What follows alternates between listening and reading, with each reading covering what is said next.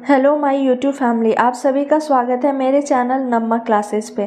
तो आज के वीडियो में हम लोग आरआरबी ग्रुप डी के मैथ्स के कुछ इम्पॉर्टेंट क्वेश्चन इस वीडियो में पढ़ेंगे।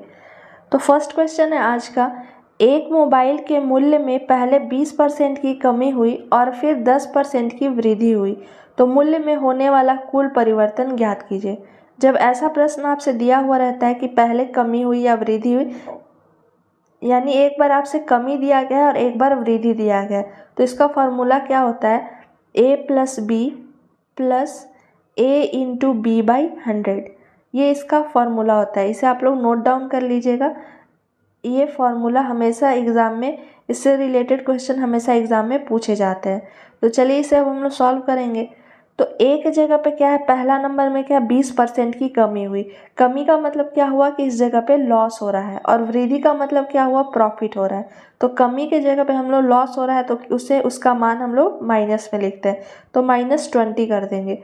प्लस बी में क्या है 10% की वृद्धि है, तो प्लस क्या लिख देंगे हम लोग 10, प्लस फिर साइन है इस जगह पे तो हम लोग लिख देंगे प्लस। अब a इंटू बी है, तो a का वैल्यू क्या है, कमी हो रही है, यानी कि क्या लिख देंगे -20 लिख देंगे। इंटू बी में क्या था, वृद्धि हो रही है, यानी कि ये प्लस में ही रहेगा मान, बटा क्या हो जाएगा 100 हो जाएगा। अब इसे चलिए सॉल्व करते हैं। तो -20 और +10 ये दोनों -20 लिखते हैं हम लोग, प्लस क्या लिखते हैं 10 लिखते हैं। अब इस जगह से देखिए, एक जीरो से एक जीरो और एक जीरो से एक जीरो ये कैंसिल हो गया, प्लस माइनस क्या हो जाएगा, माइनस हो जाएगा, तो माइनस क्या लिखेंगे 2 लिख देंगे।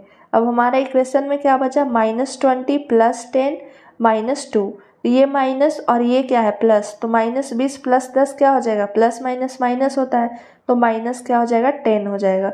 और साइन किसका रहेगा, क्योंकि 20 का साइन जो है वो बड़ा है, 20 जो नंबर है वो बड़ा है, तो साइन किसका हो जाएगा, माइनस का।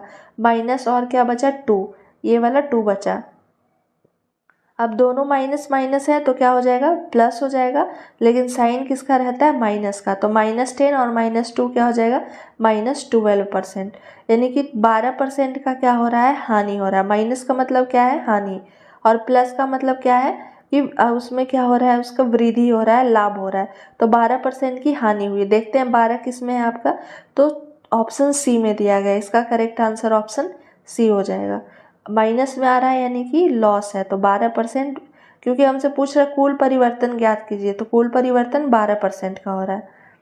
नेक्स्ट क्वेश्चन देखते हैं, 12.5 प्रति वर्ष साधारण ब्याज की दर पर निवेश की गई राशि कितने समय में तिगुनी हो जाएगी। जब ऐसे क्वेश्चन आपके दिए रहते हैं तो उसका फॉर्मूला आप लोग लिख लीजिए, क्या होता है, R into T equal to क्या हो जाएगा, 100 इंटू n-1, ये इसका फॉर्मूला होता है।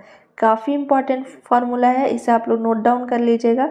जब ऐसे प्रश्न पूछे जाते हैं तो क्या होता है, R into T equal to 100 n-1। तो R के जगह R का क्या हुआ, रेट कितना दिया गया है, 12.5%, 12.1/2%। जब इसे हम लोग तोड़ेंगे तो क्या हो जाएगा, ये हो जाएगा 25/2। तो R के जगह पे हम लोग क्या लिख देंगे, 25/2 गुणे टी, ये समय ही हमसे पूछ रहा है, देखिए यहाँ कितने समय में, तो टी का हम लोग क्या लिख देंगे, टी लिख देंगे, इक्वल टू 100 n, संख्या कितनी दी गई है तो तिगुनी हो जाएगी, तो क्या हो जाएगा 3-1, संख्या क्या है 3 दिया गया है, तो इस जगह पे हम लोग क्या लिख देंगे 3-1। अब इसे हम लोग सॉल्व करते हैं तो क्या हो जाएगा 25/2 इंटू टी इक्वल टू क्या हो जाएगा 100, और ये 3 में से 1 जाएगा, क्या बचेगा 2, तो 100 गुने 2 करेंगे क्या हो जाएगा 200 हो जाएगा।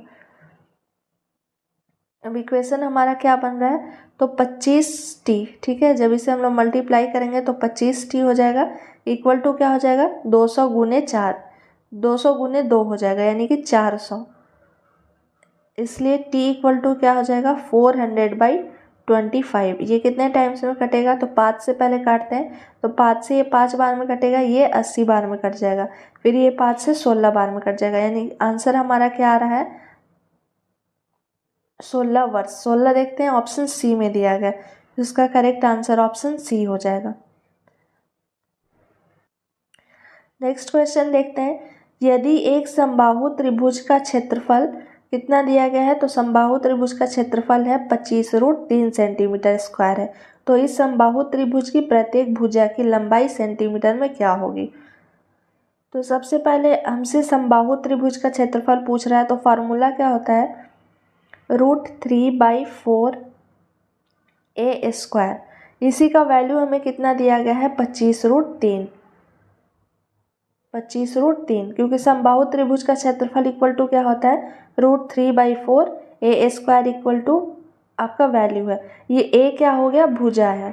तो चलिए इसी a का, अब ये क्या हो जाएगा, √3 से √3 क्या हो जाएगा, कैंसिल हो जाएगा। a² का वैल्यू क्या आ रहा है हम लोग, तो 4 × 25, इसे हम लोग कर देंगे क्या आ जाएगा, 4 × 25 यानी कि 100 आ रहा है। अब भुजा पूछ रहा है आपसे a, तो a का वैल्यू निकालना है, तो इस पर क्या हो जाएगा, रूट हम लोग चढ़ा देंगे। तो 100 किसका होता है, 10 का रूट होता है, तो 10 सेंटीमीटर इसकी भुजा हो जाएगी। ऑप्शन बी में आपका दिया गया है 10, तो इसका करेक्ट आंसर हो जाएगा 10। ये फॉर्मूला भी आप लोग याद रखिएगा। समबाहु त्रिभुज का क्षेत्रफल का फॉर्मूला क्या होता है, √3/4 a², जहाँ a का मतलब क्या हुआ, उसकी भुजा। चलिए नेक्स्ट क्वेश्चन देखते हैं। यदि एक सिलेंडर की त्रिज्या और ऊंचाई क्रमशः 25 सेंटीमीटर और 42 सेंटीमीटर है, तो इसका पार्श्व पृष्ठ क्षेत्रफल ज्ञात करिए।